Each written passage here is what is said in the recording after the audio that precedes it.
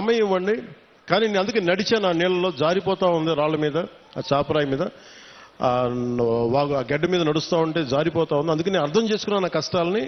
నాకు కొద్దిగా సమయం ఇవ్వండి, దానికి ఖచ్చితంగా ఒక అందమైన పరిష్కారం ఎదుగుతాం. పర్యావరణానికి ఇబ్బంది కలగకుండా, టూరిజం పెరిగేలాగా, మీకు సౌకర్యంగా ఉండేలాగా ఒక తక్కువ సమయంలో, ఒక 2 నెలల సమయంలో ఒక పరిష్కార మార్గం తీసుకొచ్చి మీ ముందు తీసుకొచ్చాం.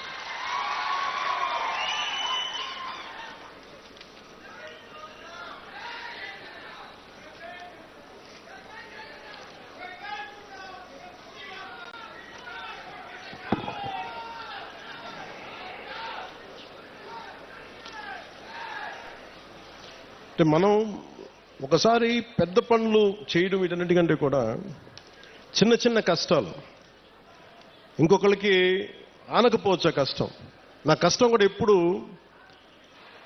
ఒక కష్టాలు. నేను ఒక గిరిజన గ్రామంలో ఉంటే, ఒక తాండాలో నేను పెరుగుతూ ఉంటే, నాకు నిజంగా నా సోదరుకో ఎవరికో ఒక చిన్నపాటి ఇబ్బంది వచ్చి నేను హాస్పిటల్కి తీసుకెళ్ళినప్పుడు రోడ్డు సౌకర్యం లేక డోలీ మీద తీసుకెళ్ళాలి అంటే ఎంత కష్టపడతామో, ఎంత ఇబ్బంది ఉంటుందో నేను అనుభవించకపోయినా కానీ నాకు ఆ కష్టం నేను మనుషుల్ని చూసి అర్థం చేసుకున్నాను. అందుకనే మనం రాగానే ముఖ్యమంత్రి చంద్రబాబు గారు దాదాపు 49 కోట్లు ఇస్తే వెంటనే మేము చేయగలిగింది ఏంటంటే, వెంటనే ఈ మన అనంతగిరి మండలంలో ఒక పర్టికులర్ గ్రామానికి వెళ్ళి అక్కడ సకాలంలో పొలంగూడ గ్రామానికి, మనకి శ్రీకాకుళం జిల్లా కొత్తూరు మండలం గొట్టుపల్లి నుండి పొలంగూడ గ్రామానికి నూతనంగా బీటీ రోడ్డు, కొత్తగా బీటీ రోడ్డు నిర్మాణం చేపడితే మొదటిసారి ఆ గిరిజన గ్రామంలో అంబులెన్స్ కూత వినిపించింది. అంటే సకాలంలో సరైన సమయానికి అంబులెన్స్ రావడంతో ఒక గిరిజన గర్భిణీ మహిళ సకాలంలో ఆసుపత్రికి చేరి ఒక ఆరోగ్యవంతమైన శిశువుకి, ఒక బిడ్డకి జన్మనిచ్చింది. ఈ రహదారి ద్వారా 6 గిరిజన ఆవాసాల గ్రామాలకు చెందిన 1260 మంది డోలీ మోతల నుంచి విముక్తి పొందారు. ఇది ఒక అద్భుతమైన, ఒక 10,000 మందికి పనిచేసేది కాకపోవచ్చు, ఒక డబ్బులు రాకపోవచ్చు, ఓట్లు రాకపోవచ్చు, దానివల్ల ఆదాయం డబ్బు ప్రభుత్వానికి రాకపోవచ్చు. కానీ మీ కష్టంలో మేము ఉన్నాం. మా కూటమి ప్రభుత్వం ఇది మంచి ప్రభుత్వం, ఆ ప్రభుత్వం కూడా నేను వాటన్నిటికంటే కూడా మీకు అండగా నిలబడే ప్రభుత్వం కూటమి ప్రభుత్వం. నేను ప్రత్యేకించి ఈరోజు మిమ్మల్ని కోరుకుంటుంది, 2018లో నేను ఇక్కడ తిరిగాను పోరాట యాత్ర. అప్పుడు అన్ని కష్టాలను చూశాను. ఎందుకంటే నేను కార్యకర్తలకు కూడా, జనసేన నాయకులకి, జనసేన కార్యకర్తలకు అప్పటికీ చెప్పాను, ఇప్పటికీ చెప్తున్నాను. అలాగే మన కూటమి నాయకులందరితో కూడా నేను ఈ భావాల్ని పంచుకుంటా ఉన్నాను. మనం కనుక ప్రజలతో మమేకమై తిరిగి కష్టాలని, వాళ్ళు ఏం కష్టాలు పడుతున్నారో మనం నిజంగా చేయగలిగితే, నాకు ఆ మనసు నలిగిపోయాను 2018 పోరాట యాత్ర అప్పుడు. అరే, నా చేతిలో అధికారం లేదు, కనీసం చిన్నపాటి ఒక ఆడబిడ్డకి కన్నీళ్లు తుడిచిండే శక్తిని ఇవ్వు భగవంతుడాన్ని కోరుకుంటే, ఆ రోజు పరమశివుడు అనుగ్రహించి, నూకాలమ్మ అనుగ్రహించి, మోదమాంబ అనుగ్రహించి, ఈ రోజున కూటమి ప్రభుత్వాన్ని, ఈ రోజున మాకు అధికారం ఇచ్చి, వాళ్ళ అధికారం ఇవ్వడం వల్ల మీ ఆశీస్సులు అంటే ఎంత బలంగా కోరుకున్నామో ఆ రోజున, ఈ రోజున మేము దాదాపు 1,005 కోట్లు, అంటే దాదాపు 1000 కోట్ల పైన డబ్బులు 1050 కిలోమీటర్ల రోడ్డుకి వేయగలుగుతున్నాం. రోడ్లు వేయటమే కాదు, మీ జీవితాలు కొంత మెరుగవుతాయి, కొంత ట్రాఫిక్ పెరుగుతుంది, కొంత మనకి టూరిజం డెవలప్మెంట్ ఉంటుంది. వీటన్నిటిని దృష్టిలో పెట్టుకుని ఇవన్నీ చేస్తా ఉన్నాం. నేను ఈ రోజున ప్రత్యేకించి దారి పొడుగుతా చూస్తుంటే, ఇంత సుందరమైన అరకుని దేశం మొత్తం వచ్చేలాగా చేయాలి.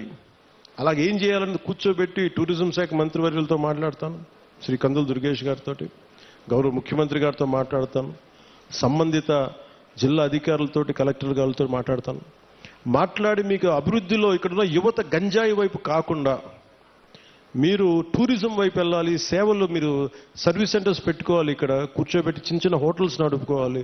మీకు ఏదైనా స్థలాలు ఉంటే మీరు అక్కడ కూర్చోబెట్టి కొంచెం ఓపెన్ క్యాంప్స్ పెట్టుకునేలాగా, 10 డబ్బులు వచ్చేలాగా, కొంతమందికి వృత్తి ఉపాధి వచ్చేలాగా ఖచ్చితంగా కృషి చేస్తాం.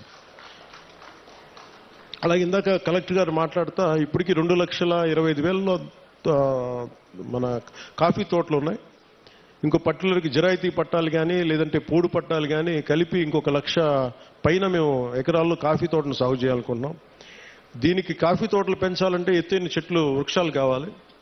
అందుకని ప్రత్యేకించి అలాంటి వృక్షాలు పెంచాల్సిన చోట దాన్ని ఈ మనకి ఉద్యానాలని పెంచే దాంట్లో జాతీయ ఉపాధి హామీ పథకానికి ఆ పథకం దీని కింద వర్తిస్తుందా అని అడుగుతారు. ఖచ్చితంగా దాన్ని పరిశీలించి ఇక్కడ అంటే నా భయం ఏంటంటే ఒకటి సిల్వర్ ఓక్ ఎప్పుడు కూడా వల్నరబుల్ టు ఫారెస్ట్ ఫైర్స్, అది ఎక్కువ మంటలు రగుల్చుకునే అవకాశం ఎక్కువ ఉంటుంది. అది స్థానికమైన చెట్టు కాదు. సో ఇప్పుడు వేసేసాం కాబట్టి మనం ఏం చేయలేం. కానీ భవిష్యత్తులో కలెక్టర్ గారికి కూడా మన పంచాయతీరాజ్ శాఖ ప్రిన్సిపల్ సెక్రటరీ గారికి కూడా అలాగే ఇక్కడ ఉన్న ఫారెస్ట్ అధికారులకు కూడా మీరు సిల్వర్ ఓక్ వేసేటప్పుడు దానికి ఆల్టర్నేట్ దయచేసి కొత్తగా ఫాస్ట్గా తొందరగా ఎదిగా ఏవో ఆలోచించండి. ఖచ్చితంగా 1,00,000 ఎకరాలు కాఫీ సాగు ఉంటే కాఫీ బోర్డు నిర్ణయించుకుంటే ఖచ్చితంగా దాన్ని మరింత ఆదాయం పెరుగుద్ది, మరింత మనకి యువతకి ఉపాధి అవకాశాలు ఉంటాయి. దీన్ని దృష్టిలో పెట్టుకుని పర్యావరణానికి ఎందుకంటే ఎసిడిక్ ఎక్కువైపోద్ది, మన ఎసిడిక్ సాయిల్లో ఎసిడిటీ పెరిగిపోద్ది ఈ సిల్వర్ ఓక్ వేస్తే. అది మన నేటివ్ ప్లాంట్ కాదు. అందుకనే పనస కానీ మామిడి కానీ ఇంకా తొందరగా ఎదిగే మొక్కలు ఏమున్నాయి, వీటన్నిటి వృక్షాలు ఏమున్నాయి, వీటిని దృష్టిలో పెట్టుకొని ఖచ్చితంగా కలెక్టర్ గారు అడిగిన ఈ ప్రతిపాదనని ముందుకు తీసుకెళ్తాం. ఖచ్చితంగా 1,00,000 ఎకరాల్లో కాఫీ తోటని ముఖ్యమంత్రి గారు తెలియజేశారు. ఖచ్చితంగా దీన్ని సాధిస్తామని మీ అందరికీ తెలియజేసుకుంటాం. సో మీ అందరికీ మరోమారు